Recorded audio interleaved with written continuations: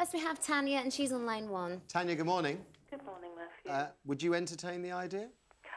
Well, no, I wouldn't. I mean, I have a history of at least 4, gay men who wanted to enter a relationship with me and expressed the desire to have children. And when I refused, they actually returned to their gay ways. So, you know, I was of the opinion that they just wanted me to have babies. Yeah. So I wouldn't know. I think I'd always be nervous that I'm just being used to have children. I mean, when you hear his assurance that he will still be attracted to men, he's just simply going to repress those feelings, as any married man would repress his desire to jump on other women, does that convince you?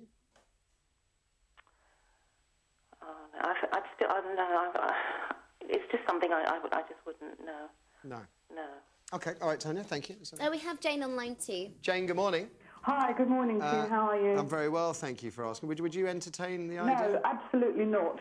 35 years ago, when I was very young and very naive, and I used to work with some gay people, and I hadn't a clue that they were at the time, I tried to convert this guy. He wanted a partner to go to somebody's wedding with him, and I thought, you know, he must like women. It's just, you know, I mean, 35 years ago, you have to understand that it was something that was very much in the closet. Nobody talked about it, etc.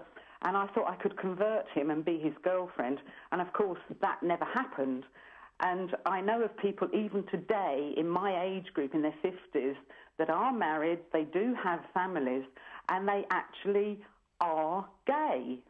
Yeah. And I think there's still a lot of people out there that were born in the 50s and that are still living a double lifestyle. Yeah.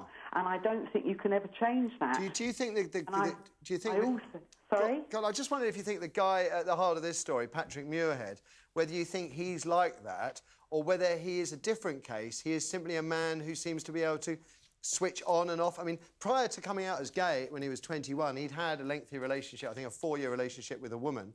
Maybe he's just someone who maybe is lucky or cursed with the ability to switch one way or the other. That he's some. No, I think it's a case of they've tried to be heterosexual to fit in with society as it was, and it just hasn't worked. I mean, you know, Paul O'Grady, he got married, didn't he? He has a daughter. And he is gay. Yeah. And, I mean, this Mark Oaten, I mean, do me a favour. Nobody goes to the ring. We're just you have to be very careful what you say on that score, legally. Do you find it slightly disappointing, then, that here we are, and I think this is really where Scott's coming from, disappointing that here we are in the 21st century, in a free and open society, or at least it was, and we have a man here who's obviously wrestled with his sexuality back in the day, 21 years ago, and is still wrestling with it today, that he's not comfortable? Well, yes, that is a fact. I'm afraid it's a fact. We're not all the same. We're not all strong. We can't all go with our convictions, you know, and that is a fact. It's a characteristic, isn't it? We're either tough and we can face it and we can get on with our life as we want to live it, or we absolutely can't. I mean, this rugby guy that's just recently, you know, come out. Yeah, I mean, look at all those years that he was hiding, you know, behind his sexuality. So, yeah, I mean, it happens to... There's still a lot of people out there, and I think young people now growing up are extremely confused. OK, then just one more word, Jane. I think you're speaking a lot of sense. What is your take on the Times, albeit Times 2, but the Times newspaper covering this story? I mean, it's annoyed Scott. Well, sorry, what do I think about the story being covered? Yeah, just being presented, you know, as an issue. Well, no, I mean, it's just sensationalising everything, and I mean, I don't know which newspaper it was. The Times. Obviously, there are still people out there in society today that are very much opposed to any lifestyle that is different from their own, perhaps, and try to make something out of it. OK. I don't think he's got funny ears at all. I think he looks all right, Scott. I'm sorry. Does he fly the helicopter, or does it fly him? No, if you read the comments, too, online, after the Times article, it really has released the loonies, of course. Yeah. They're like, oh, good for you, for choosing the correct path, and all that garbage. It's like, come on. Why do people even care?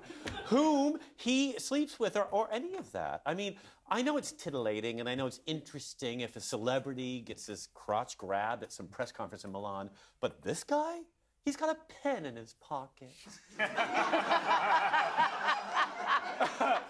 Handcuff him to a radiator in Austria. Let's move on.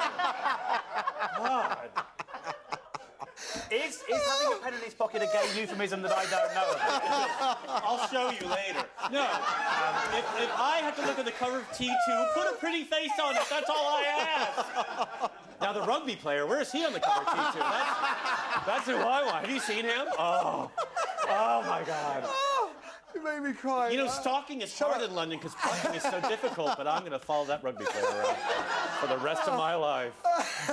Oh. Can I congratulate us on talking about a gay helicopter pilot and not once referring to the size of his chopper? I know! Well done, all of us, for that. We avoided that bullet. We dodged that bullet. Or indeed his joystick. Anyway, so we got through that. Oh, I've got to get the tears up my eyes. Right, thank you for the last call, James. Shall we have a quick word with our audience? Okay, let's do it. So what's your take on this? I just think in this day and age there is no such thing anymore as a normal family. You have single parents, you have you know, such a diverse thing, and we need to celebrate that.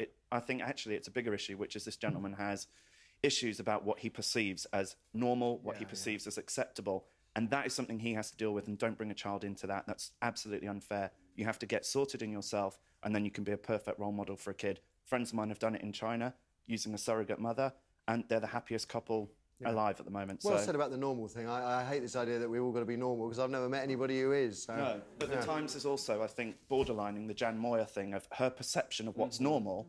The Times have just picked that up and put it in a different perspective. So you're with Scott, by finding someone who's willing to say this is normal. So you're with Scott. You think it's trashy it shouldn't journalism? have been reported. They defended it by saying it's someone's personal journey. That's how the Times has defended it. I find that debate really interesting as well. But unfortunately, and you'll have to forgive me, we don't have any time to sort of explore it further. I hadn't even considered it, to tell you the truth. I just thought it's an issue that we should look at. Thank you for all your calls and your views.